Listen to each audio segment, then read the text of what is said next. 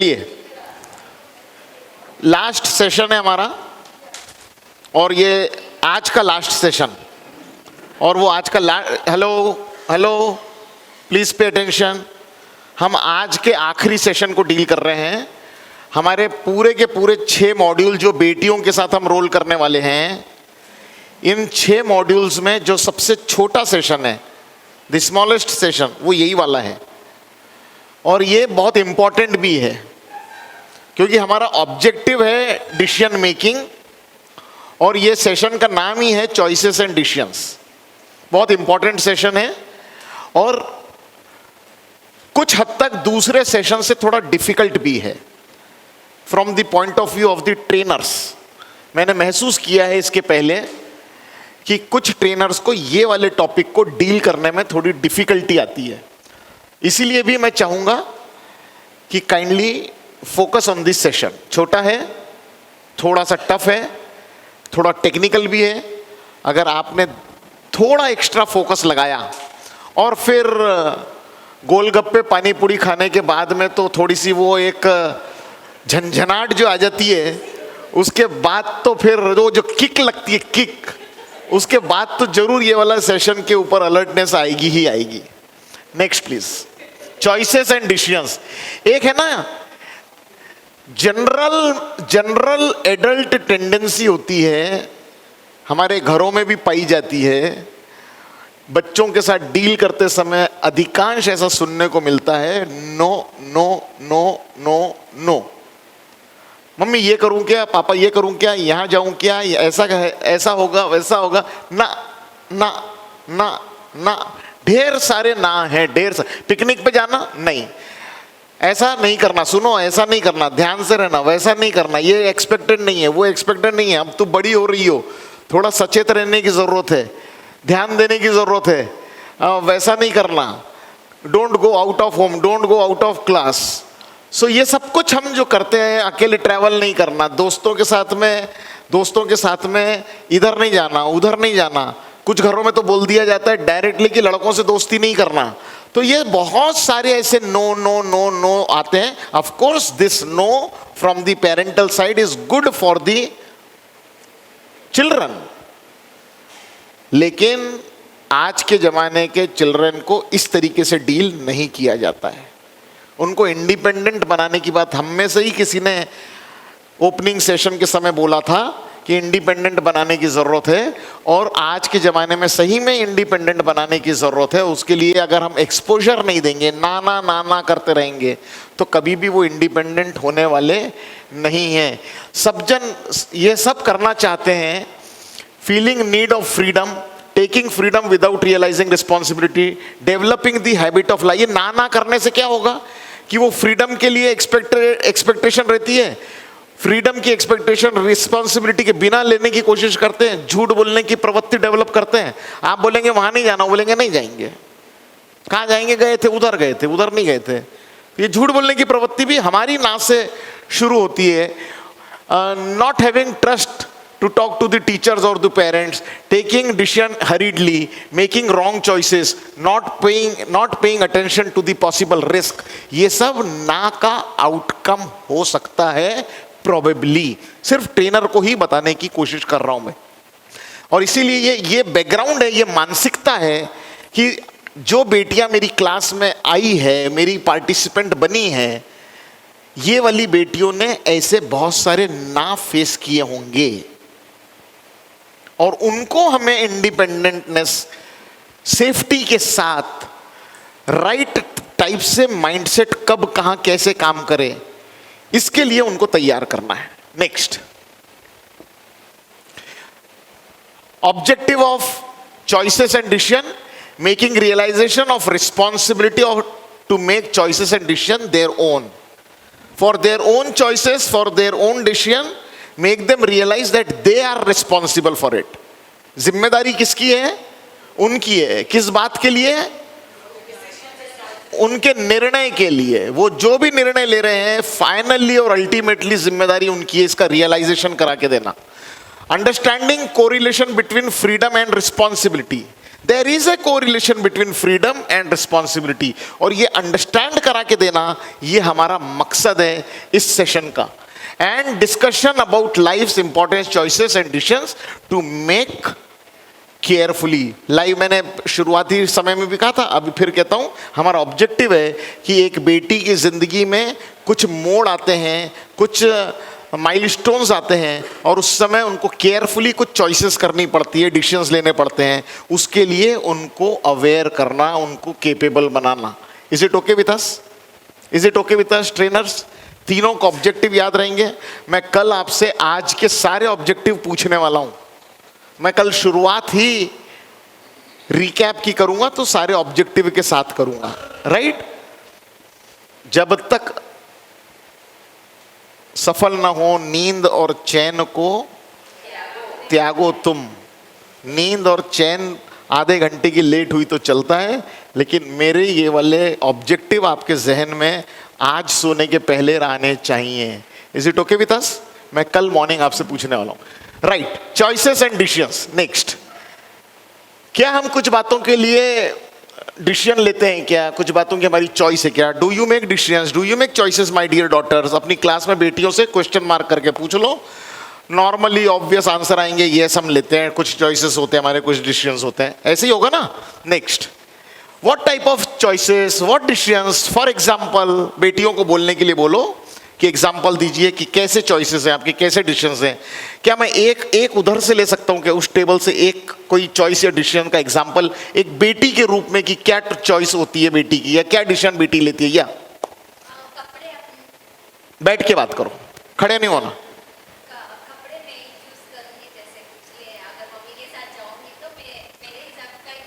मेरे चॉइस का कपड़ा मैं खरीदूंगी, मेरे टेस्ट का कपड़ा खरीदूंगी, वो डिसीजन फाइनली मैं लूंगी। ऐसे डिसीजन हमको लेने के मौके मिलते हैं, बेटी को मौके मिलते हैं। ये टेबल से कोई चीज,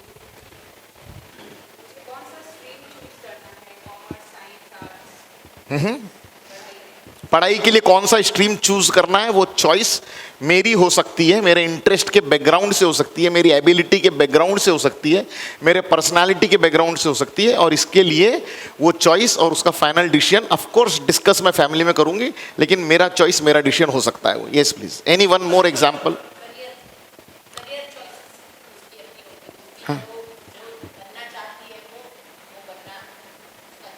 यस, करियर चॉइस हो सकती है, और ये डिसीजन भी उसका अपना हो सकता है। और ऐसे आप अपनी क्लास में, मैं तो एक एक डिसीजन आपसे, 3 टेबल से 3 डिसीजंस मांगे, चॉइसेस कौन सी हो सकती हैं बेटियों की। आप अपनी क्लास में बेटियों को 2, 3, 4, 5, 7, 10 बेटियां अगर बोलना चाहे तो उनको बोलने देना चाहिए। आपने उनको प्रोवोक करना चाहिए कि वो बोले। Is it okay with us? Next, wait, मैं नहीं, या in your families there is a case you don't get freedom to make certain choices and take certain decisions. क्या मैं अपनी बेटियों से पूछ सकता हूं कि क्या आपकी फैमिली में कुछ ऐसे सब्जेक्ट हैं क्या, कुछ ऐसे मौके हैं क्या, जहां पर आपको मौका नहीं मिलता कि आपकी चॉइस को सुना जाए, या आपको डिसीजन लेने की परमिशन नहीं मिलती? ऐसे कुछ मौके होते हैं क्या माय डियर डॉटर्स? क्या होते हैं? फ्रेंड्स के साथ बाहर जाना, नहीं परमिशन मिलती, कभी कभी नहीं मिलती, दिन में भी नहीं मिलती।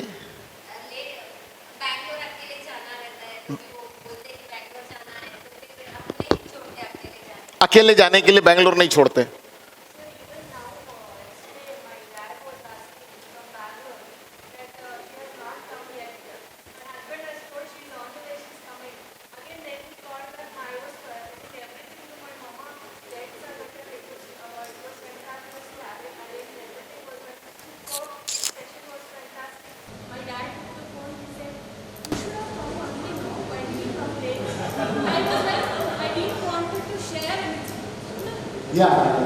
Anything else? डांस नहीं सीखने को मिलता है, कुछ घरों में उसकी परमिशन नहीं होती कि हम डांस सीख पाए। ओके, एक और है, लास्ट एग्जाम है। हाँ बोलो ना पूरा, मैं क्यों बोलूँ? जॉब, हाँ क्या जॉब, क्या एनएफ वर्किंग, हाँ तो क्या मतलब क्या? हाँ तो कुछ घर ऐसे होते हैं जहाँ पर फीमेल्स को, गर्ल्स को जॉब करने की परमिशन घर से नहीं मिलती। आज के जमाने में कैसा होता है और साउथ इंडिया में तो बहुत है। या आई नो दैट, होता है ऐसा। खास तौर से ट्रेडिशनल ऑर्थोडॉक्स कम्युनिटी जो होती है उनमें तो बहुत ज्यादा होता है इस तरीके का,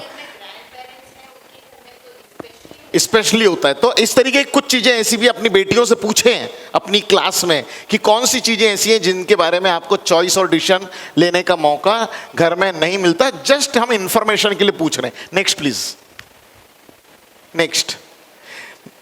कौन कौन है मौका नहीं मिला वहां तक ठीक है, लेकिन स्वतंत्रता मिल रहा। What are the difficulties in getting freedom and taking our own decision? क्या क्या चैलेंजेस आते हैं कि हमें फ्रीडम मिले ताकि हम अपने डिसीजंस ले सकें?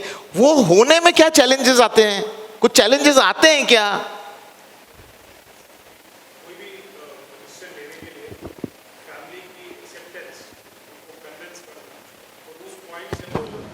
बच्चे हमेशा छोटे होते हैं, माँ बाप को लगता है बच्चे छोटे हैं, गलत बोल रहे हैं, तो उसको वैलिडेट करने में काफी टाइम लगता है। ओके, इधर से बैकग्राउंड, कल्चर, ट्रेडिशन, इसकी वजह से नहीं कर पाते, आपको फ्रीडम नहीं मिलती। हमारे घर में तो ऐसा नहीं है। हमारे घर में तो ऐसा नहीं होता, ये हमारा तरीका नहीं है, ये इस तरीके हमारे संस्कार नहीं है। ऐसा ये क्या बात कर रही हो, क्या बात कर रही हो? 3 जनरेशन से ऐसा किसी ने नहीं किया जैसे तुम बोल रही हो। इस तरीके की डिफिकल्टीज का भी सामना घर में करने की पॉसिबिलिटी बन सकती है। Yes please. ऐसा नहीं है, whatever I want they don't pay for it, whatever they want they pay for it, Whatever I want, they don't pay for it. whatever they want Whatever they want. Yes. तो ऐसी बहुत सारी चीजें हैं, ऐसी बहुत सारी चीजें हैं जिनके ऊपर हमें फ्रीडम मिलना, हमें डिसीजन मेकिंग तक जाना, उसके चैलेंजेस फेस करना, ये कई घरों में कई बेटियों को ऐसे करने पड़ते हैं। अपनी बेटियों के सामने हम बात कर रहे हैं कि ऐसे कई घर हैं जहाँ पर ऐसे प्रॉब्लम फेस करने का, ऐसे डिफिकल्टी फेस करने का मौका हमारी बेटियों को झेलना पड़ता है। यस, इमोशनल अत्याचार करते हैं। अभी घर वालों के लिए ऐसे शब्द ना बोलें कि वो अत्याचार करते हैं। अरे घर वाले तो प्यार करते हैं, वो प्यार करने में ये करने नहीं देते आपको, वो बात अलग है। यस, पेरेंट्स का पूरा ट्रस्ट ही नहीं होता हम पर कि हम अच्छा डिसीजन लेंगे नहीं लेंगे, इसलिए वो फ्रीडम ही नहीं देते हैं। हम जो बताएं वो करो, मैं अभी कुछ नहीं करता। तुमको क्या आता, तुम छोटे हो, तुमको क्या आता? वो ट्रस्ट ही नहीं है, वो ट्रस्ट फैक्टर डेवलप ही नहीं होता है।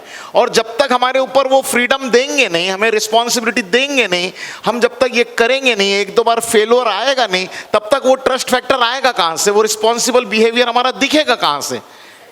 बस लास्ट वाली बात। हाँ, कोई ये नहीं ऑप्शन नहीं है। एक्चुअली अभी रिसेंटली 3-4 दिन पहले हुआ था कि मेरे हस्बैंड को मेरे ससुर जी ने पूछा कि बैंक का सारा काम हो गया क्या? तो उसने बोला हाँ पापा, बस ये वाला आपके एचयूएफ में डालना है और ये वाला ये इसमें डालना है। ऐसा कुछ बात कर रहे थे तो उनको अभी तक भी कुछ समझ में नहीं आता है। इसको ऐसे नहीं ऐसे करते हैं। मतलब मेरे हस्बैंड के अभी 2 बच्चे हो गए, लेकिन अभी भी वो उनके लिए वो बच्चे ही है। तेरे को कुछ आता नहीं, तेरे को कुछ आता नहीं, कुछ आता नहीं, बिना आए ये 2 बच्चे आए कहाँ से, लेकिन तेरे को कुछ आता नहीं। तो ये होता है ऐसा।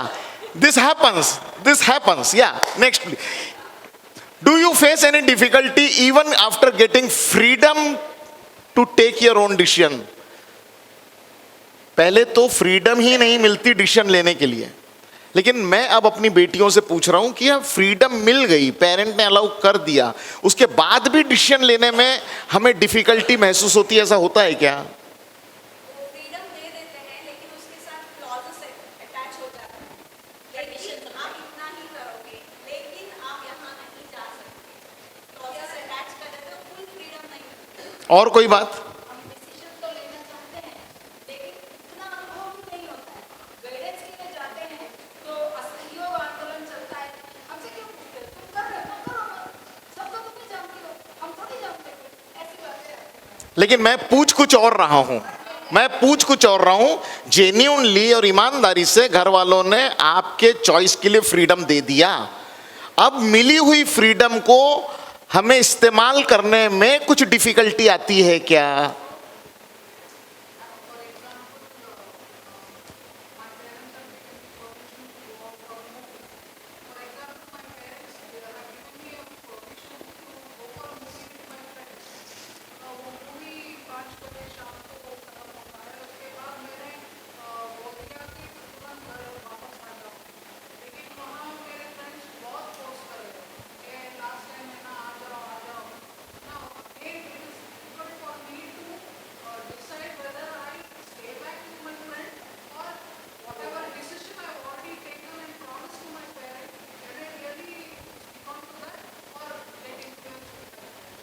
ओके, यस, हाँ, फॉर एग्जाम्पल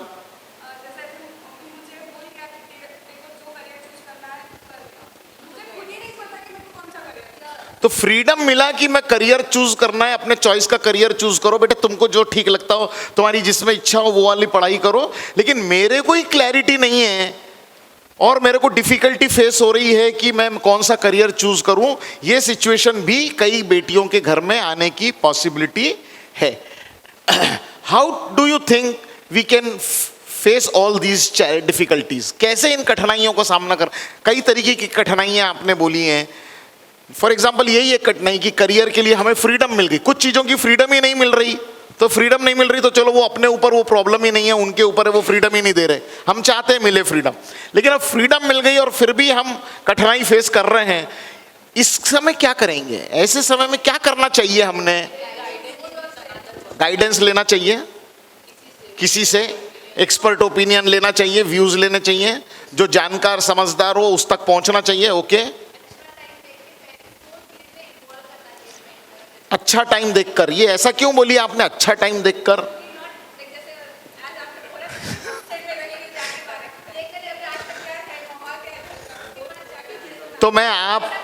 तो अगर मेरी बात इतनी ज्यादा आपके दिलो दिमाग पे छा रही है तो मैं एक बात और कह दूं कि आप एल्डरली लोग हो, आप पेरेंट्स लोग हो, केवल अपने पेरेंट्स का समय देखकर ही बात नहीं करना। आज के जमाने में बच्चों का भी मूड देख के बात करने की जरूरत पड़ेगी। खैर वो कुछ और बात है जो मैंने कह दी, लेकिन डिफिकल्टी हम फेस करते हैं और ऐसी डिफिकल्टी फेस करते हैं तो एक्सपर्ट व्यू लेने चाहिए, या धीरे से हमने अपने भले ही फ्रीडम मेरी है लेकिन धीरे से हमने अपने एल्डरली लोगों को इस्तेमाल करना चाहिए, उनको भी इन्वॉल्व करके लेना चाहिए। एक लास्ट एग्जांपल कोई देगा मेरे को?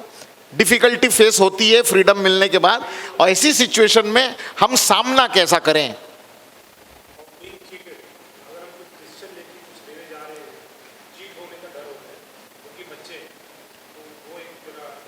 लेकिन सामना कैसा करें? माय क्वेश्चन इज सामना कैसा करें?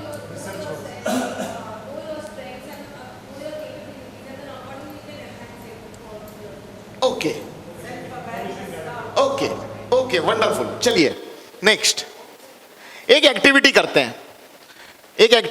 हैं और वो एक्टिविटी का टाइटल है व्हाई डिड इट हैपन। ऐसा कुछ नहीं, पेपर नहीं चाहिए, बैठो आप। भले आपने प्रिंट किया हुआ है, एचओ से इंस्ट्रक्शन आया है कि इसको प्रिंट करके रखना, फिर भी मैं आपको बोल रहा हूँ उसको, क्योंकि मेरे पास टाइम नहीं है सर ये डिस्ट्रीब्यूट करूँ, वो ग्रुप डिस्कशन करने के लिए इधर उधर जाए। मैं करवाता हूँ उस एक्टिविटी को। अगर रास्ता सीधा हमारे काम नहीं आता है तो फिर एक डाइवर्शन लेना चाहिए। ये मेरा टेक्निक हमेशा रहा है और मैं एक डाइवर्शन अभी ले रहा हूँ। ओके, तो मैं इसको छोड़ नहीं रहा, मैं कर रहा हूं, लेकिन दूसरे तरीके से करवा ले रहा हूं ये एक्टिविटी। एक एक्टिविटी है, उस एक्टिविटी का टाइटल है व्हाई डिड इट हैपन। ऐसा क्यों हुआ? एक ग्रुप ये है, group number 1, group number 2 and group number 3। ये तीनों ग्रुप को एक एक एक्टिविटी दे रहा हूं, एक एक सब्जेक्ट दे रहा हूं, एक स्टोरी दे रहा हूं। उस स्टोरी को आप आपस में 3 मिनट के अंदर डिस्कस करो और सिर्फ 1 मिनट में एक्सप्रेस करना है। अभी तक जिन लोगों ने अलग अलग टाइम पर यहाँ के एक्सप्रेस कर दिया वो लोग एक्सप्रेस ना करें। ग्रुप में जिन लोगों ने अभी तक बात नहीं की बाहर खड़े होकर, वो लोग अपनी बात को एक्सप्रेस अपने ग्रुप की तरफ से अपने बिहाफ पे करेंगे। Is it okay with us? Group number 1, hello, yes, group 2 है। Group 1, group 2, group 3। आपके किताब में स्टोरी दी हुई है। नेक्स्ट कहानी, नेक्स्ट स्टोरी 1, स्टोरी 2 और स्टोरी 3 के नाम पे कहानी दी हुई है। कहानी 1, कहानी 2, कहानी 3। कौन सा पेज पे है?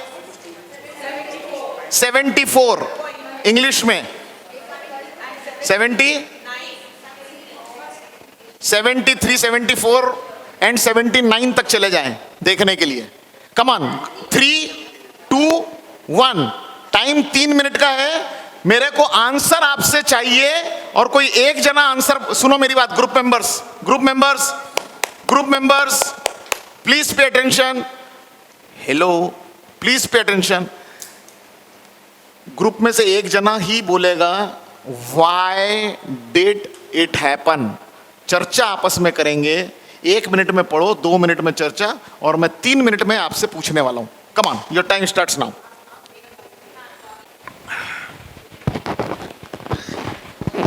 Yes, yes, yes. Hello, yes, yes, yes. Time up, time up, time up. ध्यान दीजिए, इस स्टोरी पे ध्यान दीजिए.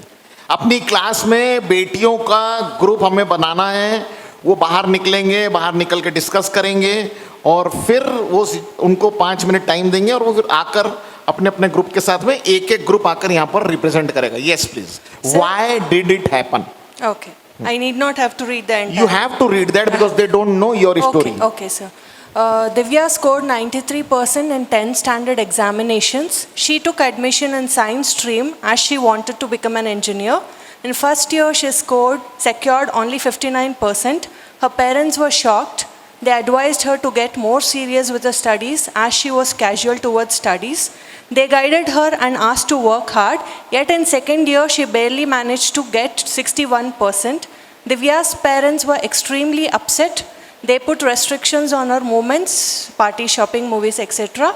They disconnected the TV and internet. Divya was very sad and felt low among her friends. Why did it happen? Why did it happen? ऐसा So, क्यों हुआ? okay. Divya के ऊपर इतने सारे restrictions क्यों लग गए? Okay. Sir, according to our group discussions, one of the members said that because she didn't like science, but she went into that stream without any knowledge. The first thing. The second thing is it may be the peer pressure. The third one is the parents put lot of restrictions on her. Due to this, she felt very low. That is the reason she didn't score well. And one more reason. Yeah, she became casual towards her studies. She did not show much of interest in that. So this Okay. is a group discussion. Okay. So one thing what you have said कि she didn't like the science stream. It is written over there. She wanted to become yeah. the engineer. So and parents has put extra restrictions on her. Previously they don't. Her parents were shocked जब 59% आया. तब तक Yes. तो कुछ बोला नहीं. पहला साल 59 और उन्होंने एडवाइस ही किया उसको कि Yes. Please be serious. There is no restriction. लेकिन जब दूसरे साल भी 61% आया, उसके बाद उन्होंने एक्शन लिया. 59 लेने के लिए एक्शन. वेट हेलो, मेरी बात सुनो. 59 आने पे 61 आने तक का कोई रिस्ट्रिक्शन नहीं था. क्या हम ऐसा सोच सकते हैं क्या हम ऐसा बोल सकते हैं क्या कि उसने बहुत ही कैजुअल बिहेव किया, जो आपने आखिरी में कहा कि उसका बिहेवियर कैजुअल था.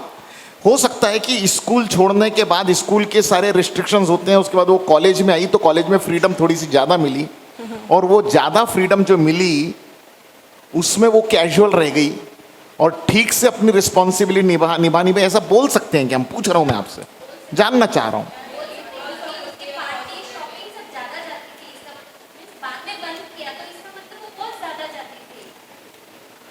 तो ऐसा हो सकता है. वो आपने जो एक बात बोली और वो बहुत इंपॉर्टेंट बात है, उसको मैं अंडरलाइन कर रहा हूँ कि And उसका also- बिहेवियर जो था वो कैजुअल था. Yes, sir. और कैजुअल बिहेवियर की वजह से अपना फोकस जहां उसने रखना चाहिए था वहां फोकस वो रख नहीं पाई. Is it right? I also feel that 10th is different and PU college is different. So maybe that is also one impact. That is also one of the reason. Yeah. Wonderful. Thank you so much. Yes, sir. It happens because of this. Next, please. Number two. Good afternoon, everyone. The story is students of 9th standard went on a trip to a temple that had 10,000 steps. All the students and teachers climbed the first 5,000 steps and stopped. A group of 4 girls wanted to climb all 10,000 steps. Getting permission for the same without any senior person with them was a bit difficult, as it was a little risky. However, when one of the girls, Neha, from the group went to the teacher and asked her for the permission, she replied, "Oh Neha, if you are there in the group, I need not worry. Go and have a safe journey ahead. Enjoy and take care. Please come back in time." Why did it happen? So- ऐसा क्यों हुआ? Okay, now from this, इससे पता लगता है, we get to know that Neha का जो पहले का परफॉर्मेंस रहा, टीचर के साथ जो रिलेशन रहा, काफ़ी कॉन्फिडेंस बिल्डिंग रिलेशन रहा. मे बी नेहा, एक तो जो टीम ऑफ 4 पीपल जो पहले पहुंचे हैं, they are physically fit, so they reached earlier and they have stayed there for a while till the others have come. They waited, they did not take a step to go ahead, so they gave it a choice that they should wait for the team to join in. That was the first good decision Neha and team took. The second was they went to ask for permission.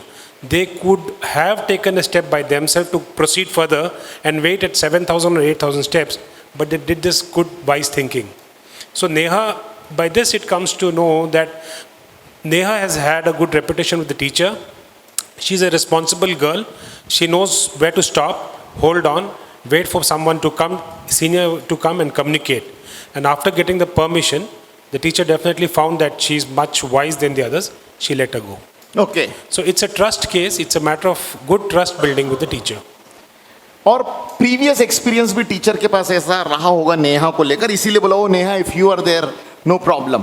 तो आपने जो ये सारी बात बोली उसमें एक बहुत इंपॉर्टेंट बात जिसको मैं अंडरलाइन करके अपनी सभी बेटियों के सामने शेयर करना चाहता हूँ कि नेहा का पिछला रिकॉर्ड भी रिस्पॉन्सिबल बिहेवियर का था, और इसीलिए, और टीचर्स को ये मालूम था, और इसीलिए टीचर्स ने परमिट किया कि वो Neha if you are there go enjoy, but see you come in time, है ना, because of previous experience of her responsible behaviour. वहाँ कैजुअल बिहेवियर था इसलिए रिस्ट्रिक्शंस आ गए, यहाँ की सिचुएशन में रिस्पॉन्सिबल बिहेवियर था और इसीलिए परमिशन मिली कुछ एक्स्ट्रा करने की. Yes please. Number 3. Gooding sought admission to a well-known college away from her hometown and began to stay in a hostel. She started enjoying the freedom in the hostel, did not abide by its rule, moved around late in the night with friends, bunked classes, and even did not submit given assignments in time, etc. The hostel management warned her for the misbehavior, yet she did not improve, and finally her parents were informed about it. They were completely shocked, and they brought Radha back home from the hostel. She was admitted in a college nearby. Why did it happen? ऐसा क्यों हुआ? She didn't take responsibility. She lost her focus.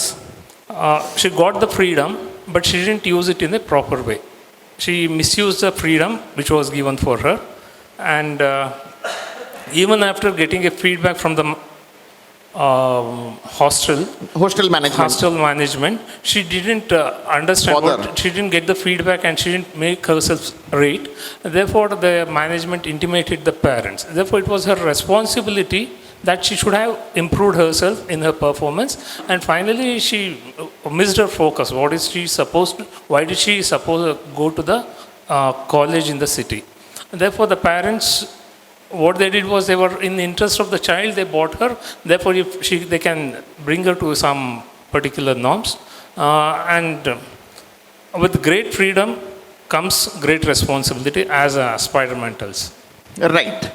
तो सबसे important बात आपके पास से जो निकल कर आ रही है, आपके ग्रुप ने जो डिस्कस किया कि फ्रीडम मिला था राधा को, और उसको हॉस्टल में एडमिशन चाहिए था तो हॉस्टल में एडमिशन भी मिल गया, और चूंकि ये फ्रीडम मिल गई, अपने घर के सारी वहाँ की रिस्ट्रिक्शंस से एकदम हॉस्टल में जाने की फ्रीडम मिल गई, और उस फ्रीडम को उसने रिस्पॉन्सिबली निभाया नहीं. मैसेज मिलने के बाद भी उसके ऊपर फोकस किया नहीं, और इसीलिए उसके साथ में ऐसी घटना घटी कि उसको वापस घर ले गए और लोकल कॉलेज में एडमिशन करा दिया. तो उसकी फ्रीडम का रिस्पॉन्सिबल तरीके से उसने फ्रीडम का इस्तेमाल नहीं किया. Is the outcome of your group. वहाँ कैजुअलनेस थी, मतलब रिस्पॉन्सिबिलिटी नहीं थी. यहाँ कैजुअलनेस थी, मतलब रिस्पॉन्सिबिलिटी नहीं थी. और इस ग्रुप में कैंडिडेट के पास रिस्पॉन्सिबिलिटी थी, इसलिए उसको एक्स्ट्रा परमिशन मिली, एक्स्ट्रा फ्रीडम मिली. सो ये सारी बातें एज ए ट्रेनर मैं आपको कह रहा हूँ, ट्रेनर के रूप में कह रहा हूँ कि इन तीनों सिचुएशन के आउटकम डिराइव होता है फ्रीडम वर्सेस रिस्पॉन्सिबिलिटी पर, है ना. अपनी बेटियों से ये एक्टिविटी करने के बाद इसको डीब्रीफ करने के लिए, आउटकम के लिए, if we are responsible we will get freedom. अगर हम रिस्पॉन्सिबल रहेंगे तो हमें फ्रीडम मिलेगी। जैसे इस केस में हमने देखा, बेटियों को बताइए, अपनी बेटियों को बताइए, माय डियर डॉटर्स, इस केस में देखा ना, ग्रुप नंबर 2 के केस में देखा कि हम रिस्पॉन्सिबल थे तो फ्रीडम हमें मिली, और जहां 2 केस में हम रिस्पॉन्सिबल नहीं थे तो दोनों जगह फ्रीडम क्या हुई, कर्टल हो गई, वापस ले ली गई freedom. Through our behaviour we can create confidence in the elders that we are responsible. Responsible behaviour एक दिन में स्टैब्लिश नहीं होता है my dear daughters, it take time. आपका पर्सोना रिस्पॉन्सिबल पर्सन आप हैं, ये बनने के लिए कुछ वक्त लगता है, और इसके लिए हमें कुछ काम इस तरीके के अपनी लाइफ में जब मौका मिला करते रहने की ज़रूरत है, जिससे हमारे स्कूल में, हमारे कॉलेज में, हमारे घर में, हमारे फ्रेंड सर्कल में लोगों को ये मालूम पड़े कि वी आर रिस्पॉन्सिबल पर्सन, और इसके लिए एफर्ट करने पड़ते हैं। ये टैग कहीं से परचेज करके लाके हम अपने ऊपर लगा नहीं सकते कि we are responsible person. My dear daughters, it takes lot of effort, और वो सब आपको रिस्पॉन्सिबली करने की आवश्यकता है। ध्यान रहेगा। Will you take care? Freedom चाहिए कि नहीं चाहिए मेरी बेटियों को? और वो फ्रीडम कहां से आएगी? रिस्पॉन्सिबल बिहेवियर से आएगी। With freedom comes responsibility, and responsibility is always for our own betterment. हमारे ही भले के लिए वो responsibility होती है। Next please. What is responsibility? My dear daughters, what हम बात कर रहे हैं कि freedom हमें चाहिए और उसके लिए responsible बनना पड़ता है। What is responsibility?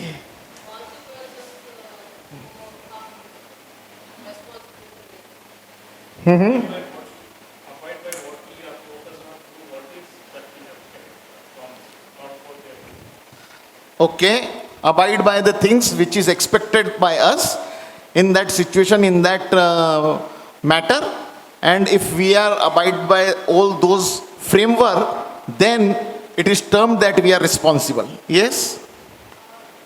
The choices and the decisions what we make by the freedom given to us, we should also be able to take the responsibility of it, face the consequences.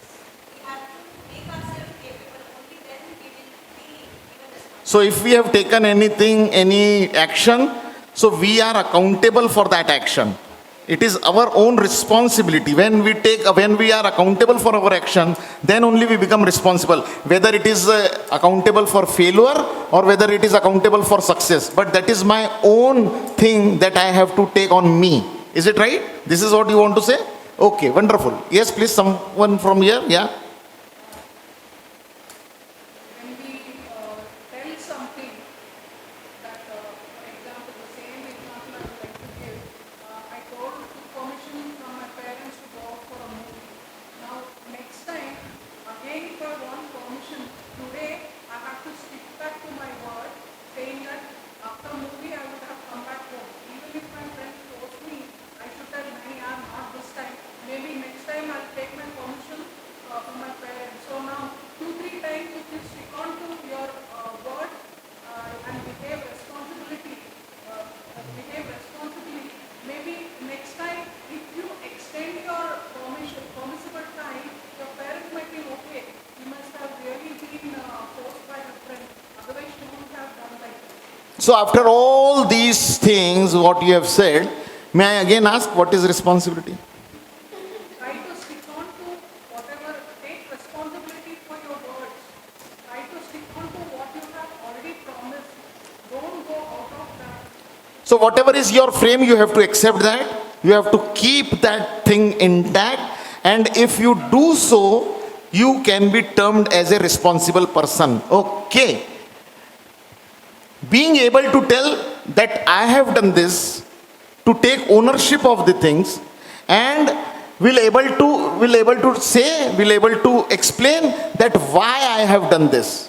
अगर मैंने कोई काम किया है तो वो मैंने किया है कि ओनरशिप लेना, और वो काम मैंने क्यों किया है उसके कारण के साथ ओनरशिप लेना. If somebody can do that, that means A responsible behaviour. Responsibility यहाँ से डिराइव होने लगती है, एक ही बार में नहीं होती, मल्टीपल टाइम करने पड़ेंगे, मल्टीपल चीज़ें करनी पड़ेगी, बट रिस्पॉन्सिबिलिटी के लिए ओनरशिप लेना। अगर कोई चीज़ फेलियर हो गई तो नहीं नहीं नहीं मेरे को नहीं मालूम, नहीं वो मैं तो बोल ही रही थी ना कि ऐसा मत करो, मेरा मन भी नहीं था ये सब करने का, ये बोलने वाले जो लोग होते हैं वो रिस्पॉन्सिबल नहीं कहलाते हैं। ओनरशिप लेना पड़ता है, फेलियर के लिए भी अगर ज़रूरत पड़े तो ओनरशिप लेनी पड़ती है। मैंने सोचा था ऐसा हो जाएगा और इस वजह से ये डिसीजन मैंने लिया, लेकिन ऐसा नहीं हो पाया, ये जो गलती हो गई ये मेरी है। ये बोलने का साहस जिसका होता है वो धीरे धीरे रिस्पॉन्सिबल कहलाने लगते हैं। Is it okay my dear daughters? Next please. Not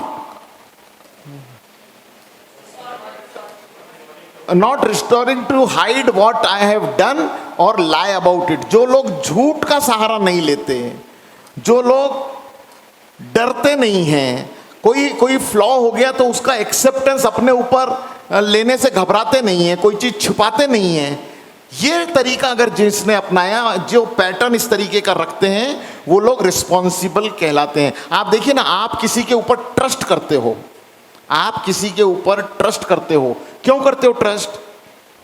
क्यों करते हो? क्योंकि हम उसको रिस्पॉन्सिबल मानते हैं। जिन लोगों को हम रिस्पॉन्सिबल मानते हैं उनके ऊपर हम भरोसा करने लगते हैं, और हम जिस पर भरोसा करते हैं अगर वही झूठ बोलने लगे, वही बातों को छुपाने लगे, वही यहाँ कुछ किया और वहाँ कुछ किया, यहाँ कुछ बोला और वहाँ कुछ बोला, अगर ऐसा करने लगे, ये वाला तरीके का स्वभाव लाएं, तो क्या हम उन पर ट्रस्ट करेंगे? क्या वो लोग रिस्पॉन्सिबल कहलाएंगे क्या? So for responsibility, even though it is not materializing as per our plan, उसमें भी झूठ ना बोलना, उसमें एक्सेप्ट करना कि यस ये वाला फ्लॉ हमसे रह गया, जिस तरीके से हमने सोचना चाहिए था उस तरीके से हमने नहीं सोचा, जैसा प्लान करना चाहिए था वैसा प्लान नहीं हुआ, ये सेशन मेरा टाइम से बाहर क्यों जा रहा है? अगर ये क्वेश्चन मुझसे पूछा जाए, नहीं क्या है ना, ये लोग बात बहुत कर रहे थे तो मैं क्या करता, ये भी तो ठीक से चला नहीं पा रहे थे तो मैं क्या करता, अगर मैं मेरी बात को दूसरों पे ढकेलने लगूंगा तो मैं रिस्पॉन्सिबल बिहेवियर मेरा दिखेगा नहीं। यस मेरे से ऐसा हो गया, मैं चाहता था टाइमली उसको पूरा करना,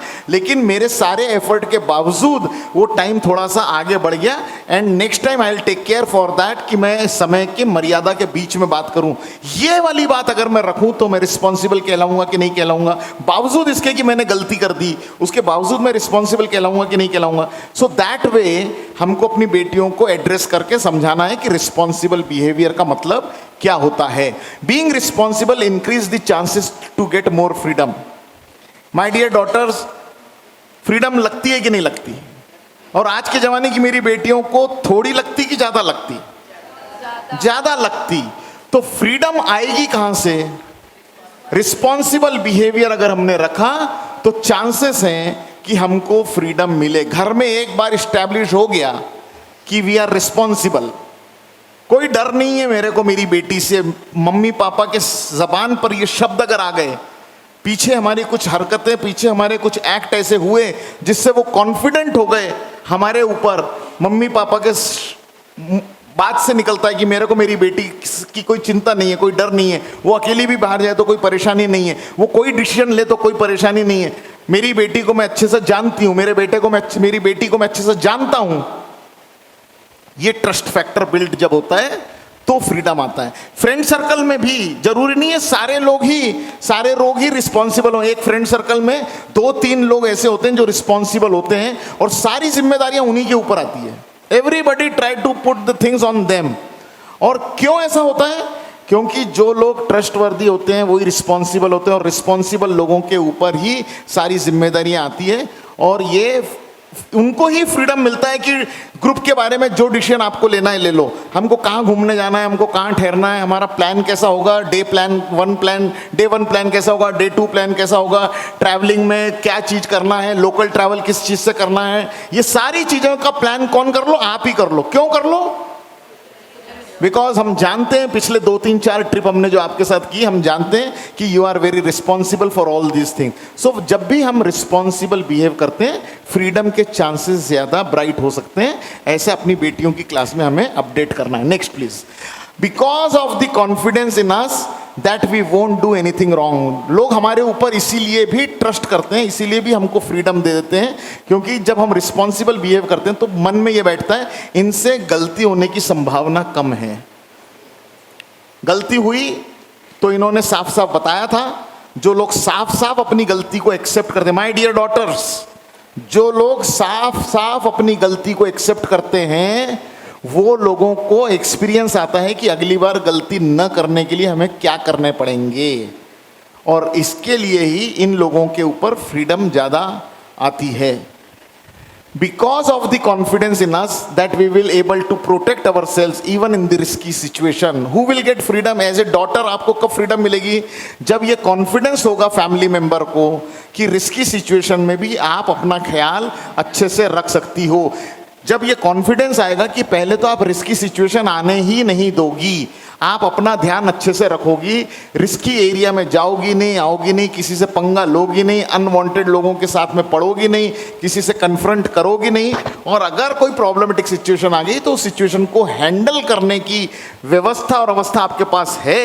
ये कॉन्फिडेंस जब आता है तब जाकर हमें रिस्पॉन्सिबल बिहेवियर का टैग लगता है और फ्रीडम मिलती है। Is it okay my dear daughter? तो हमारा बिहेवियर कैसा होने वाला है, आपको ध्यान में आ रहा है, आपको समझ में आ रहा है कि हम कैसे बिहेवियर रखना चाहिए? हमारा फ्रीडम चाहती हो ना, तो बिना बने फ्रीडम नहीं मिलेगी। तो फ्रीडम कैसे मिलेगी? रिस्पॉन्सिबल बनकर। Next, which are the important decisions of life? हमारी जिंदगी में कौन कौन से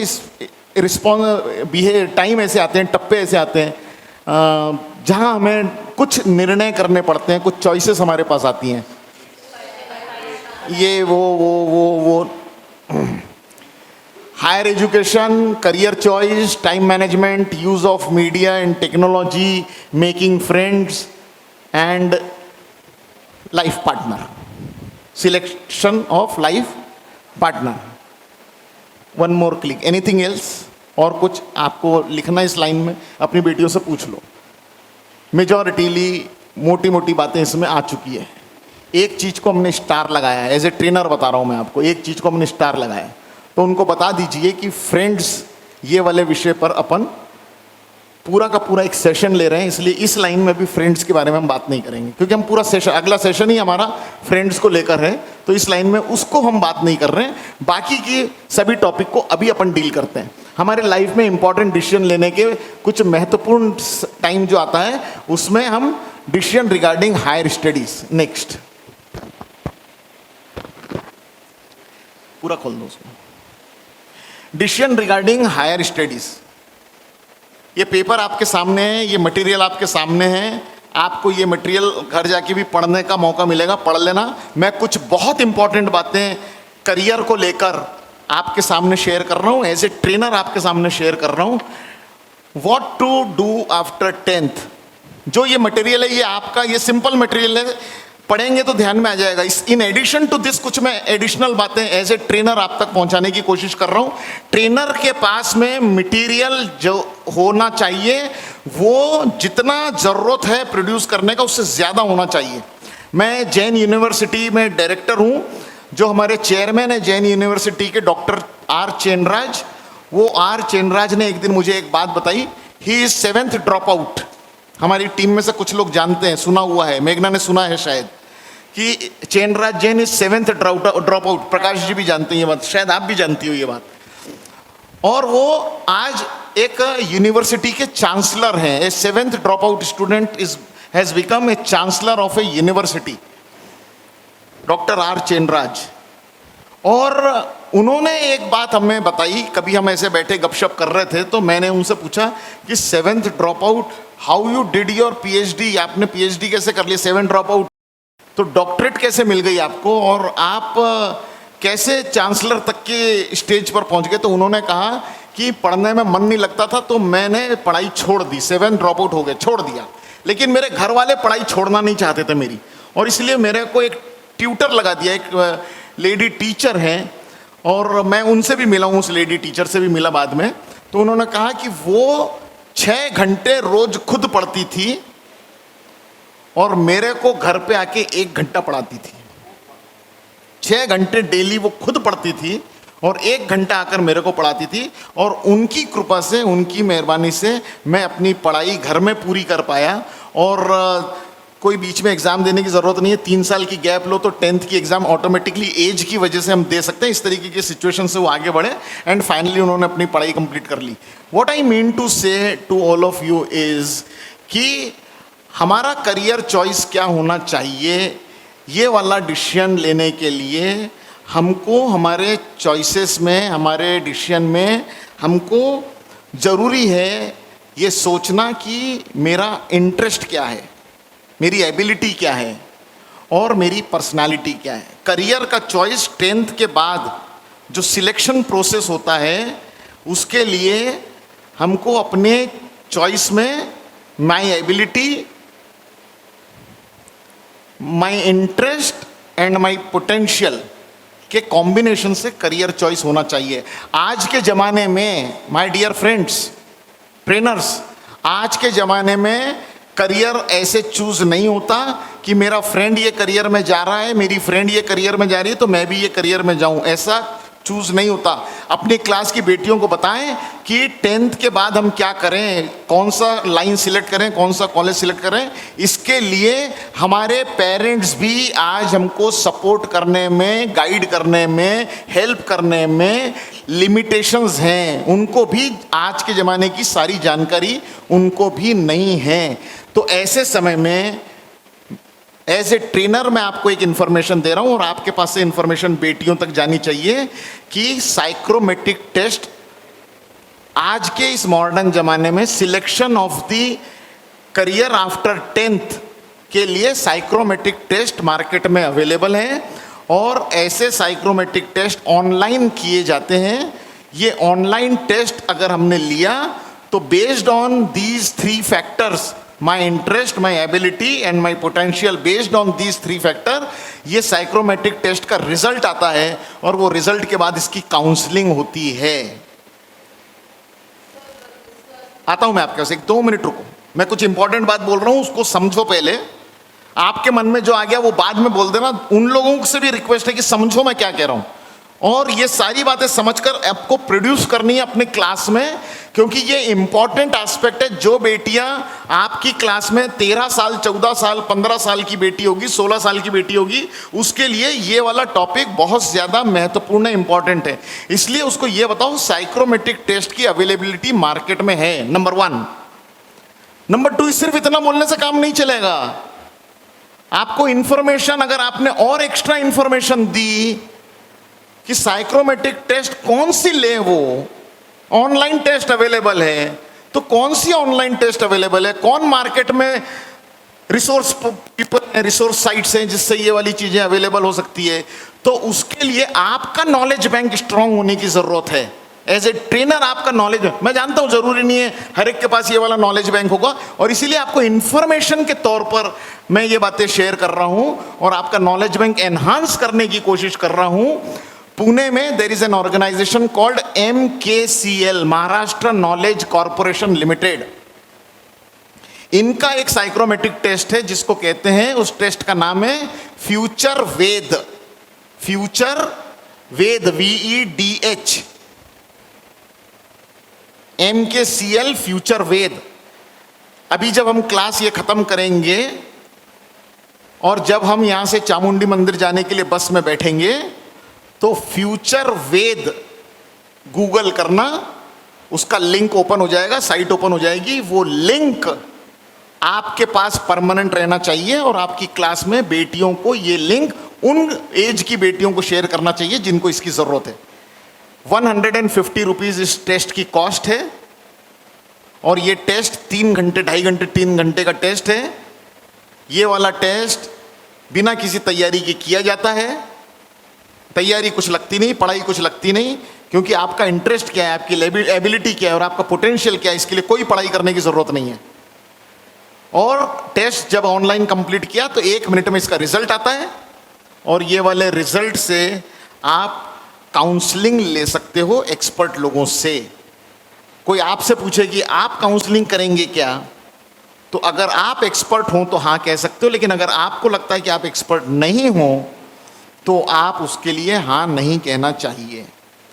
जैसे मैंने फ्यूचर वेद, MKCL फ्यूचर वेद के बारे में आपको बात इंफॉर्मेशन दी, एक इंफॉर्मेशन मैं और दे रहा हूं, बिना किसी गैप के, बिना स्पेस के एक और वर्ड लिख लीजिए, आई dream career. I small I connected dream, DREAM, career CAREER, I dream career. ये अगर आपने गूगल किया, ये दिल्ली की एक वेबसाइट है, एक्स्ट्राऑर्डिनरी वेबसाइट है। इनका भी साइक्रोमेट्रिक टेस्ट है। इनके टेस्ट की कॉस्ट 3,500 to 4,000 रुपीज है, और इनका भी रिपोर्ट आता है। जो लोग वो भी अफोर्ड कर सकते हो, उनको इंफॉर्मेशन वो वाली मिलनी चाहिए। ढेर सारी इंफॉर्मेशन, जो लोग एक बार उसके मेंबर बन जाते हैं, 3,500 4,000 रुपए देकर उस वेबसाइट पे मेंबर बन जाते हैं, उनको ढेर सारी information other than psychometric test मिलती है। हमारे देश में मोर देन 1,000 स्कॉलरशिप एग्जाम्स होती हैं। वो स्कॉलरशिप एग्जाम कौन सी एग्जाम्स कौन से डेट पर होती है और उसके लिए क्या बेसिक रिक्वायरमेंट होता है, ये सब उस साइट के ऊपर अवेलेबल है। और उसमें 1,400 प्लस कोर्सेज के बारे में डिटेल्ड इंफॉर्मेशन है। 1,400 कोर्स के बारे में डिटेल्ड इंफॉर्मेशन है उस वेबसाइट के ऊपर। 3,500 4,000 रुपए की मेंबरशिप है उसकी। जिसको वो भी लेना हो वो ले सकते हैं। इस तरीके से करियर पर जो बातें यहाँ दी गई हैं, इन एडिशन टू दिस, ये वाली बातें भी आपके नॉलेज बैंक में रहना चाहिए। और जिस तरीके का बैच आपके सामने है, उस तरीके की नॉलेज अपने बैच को आपने ट्रांसफॉर्म करना चाहिए। फॉर एग्जाम्पल, कि आपके सामने कॉलेज क्लास है, BDS कर रही है, सारी लड़कियां BDS में हैं, उनको ये नॉलेज देंगे क्या? उनके काम का नहीं है। सो जो काम की और रिलेवेंट बात है, आपकी क्लास में 8, 9, 10th की बेटियां हैं, उनके लिए 100% काम की बात है। कुछ हो सकता है बाकी की आगे की कुछ बातों में उनको कम बोलेंगे, लेकिन ये वाली बात उनको और डिटेल में बताएंगे। इस तरीके की इंफॉर्मेशन का बैंक हमारे पास होना चाहिए और ये हमारे पास से जाना चाहिए। इज इट ओके विद अस? अब एक पॉइंट मैं और आपसे यहां कहना चाहता हूं, एक भी मेरे ट्रेनर ये दोनों वेबसाइट की इंफॉर्मेशन किसी से भी शेयर करने के पहले घंटा, 2 घंटा, 4 घंटा इस साइट के ऊपर खुद जाकर स्टडी करेंगे और तब जाकर ये वाली वेबसाइट के बारे में कहीं बात। सिर्फ एक सिंगल लिंक हमने बता दिया, इससे काम चलने वाला नहीं है। और मैं फिर कह रहा हूं आपसे कि आपको अपॉर्चुनिटी मिली है कि आपका भी नॉलेज बैंक एनहांस हो। मैं व्यापारी आदमी हूं, मेरा कंस्ट्रक्शन का बिजनेस है, मैं एंटिक ज्वेलरी में डील करता हूं। इसके बावजूद ये सारी चीज़ें मेरे में हैं, मेरे पास नॉलेज के रूप में हैं, just because of my personal interest. और चूंकि मेरे पास नॉलेज इस बात का है, because of my personal interest ये चीज़ें मेरे पास है, लोग मुझे करियर एक्सपर्ट समझने लगे हैं। गलती कर रहे हैं लेकिन समझते हैं। मैं आपकी इंफॉर्मेशन के लिए बता रहा हूँ, बीजेएस का एक बहुत important programme for the first time हम सूरत में करने जा रहे हैं on 27th and 28th of October, जिसका नाम है युवा कनेक्ट। और ये वाले प्रोग्राम में 2 दिन में ढेर सारे देश भर के बहुत नामी ख्याति स्पीकर आने वाले हैं और 18 साल से 35 साल के यूथ लोगों के लिए, अनमैरिड यूथ लोगों के लिए ये 2 दिन का सेशन करने वाले हैं।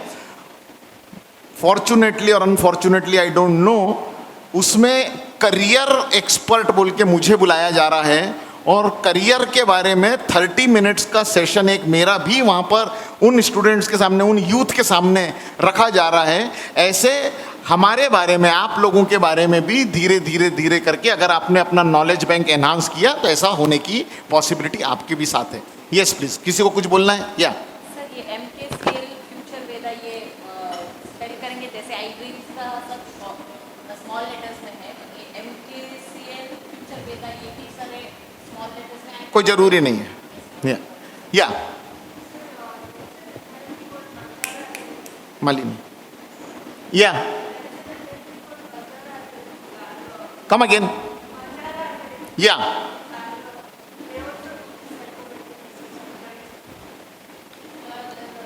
जानकारी है तो वो शेयर कर दीजिएगा, या और दोनों तीनों देख के आपको जो बेटर लगता हो वो शेयर कर दीजिएगा, या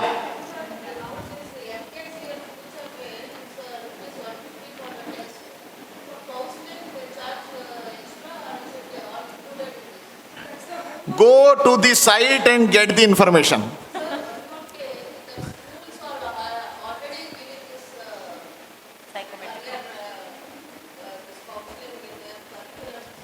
So if they don't require, don't give this information. Okay? Time management. जो इंसान अपने समय की फ्रेम से बाहर जा रहा है वो आपको बता रहा है कि टाइम मैनेजमेंट क्या होता है.